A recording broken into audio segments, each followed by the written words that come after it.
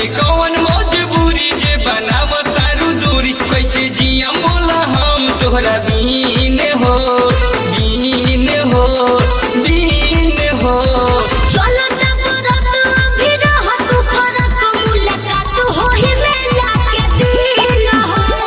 चलो तब रात अभी रहत फरक मुलाकात होही मेला के दिन हो।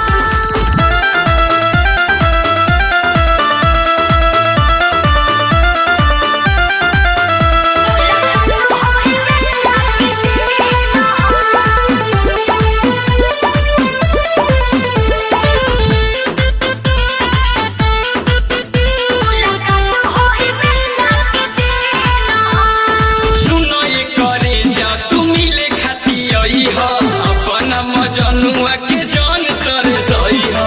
सुन लई जानू तू 10 दिन बरई हो मिले खाती हमरा तू घर जनी आई हो।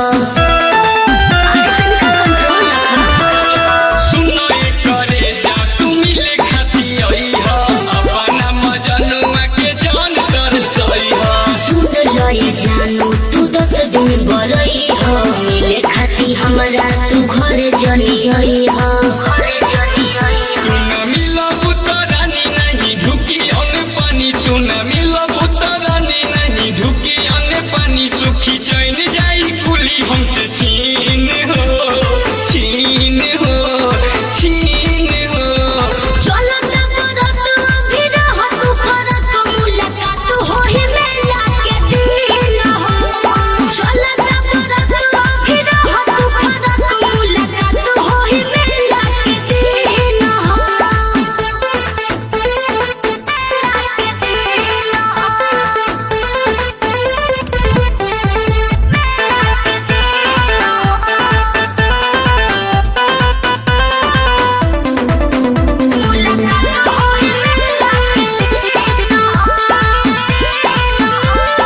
जिगे जनी कर तू जनी तरसाव अपना मजनुआ के जान तुम आवा। कल तू सबर मनीष दिल जहानी बड़ा रे जतन से व्रत करतानी। अरे समझा करे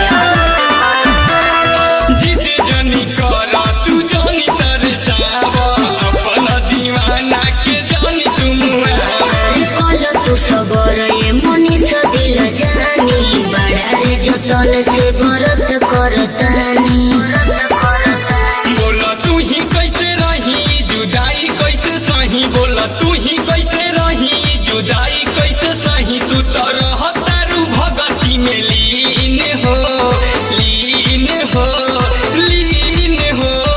चलो तब रात अभी रहत फरक मुलाकात होही मेला के दिन हो।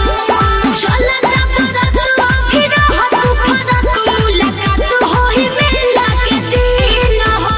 रख दिलवा पे अपना तू काबू 10 दिन नहीं मिलब ये बाबू।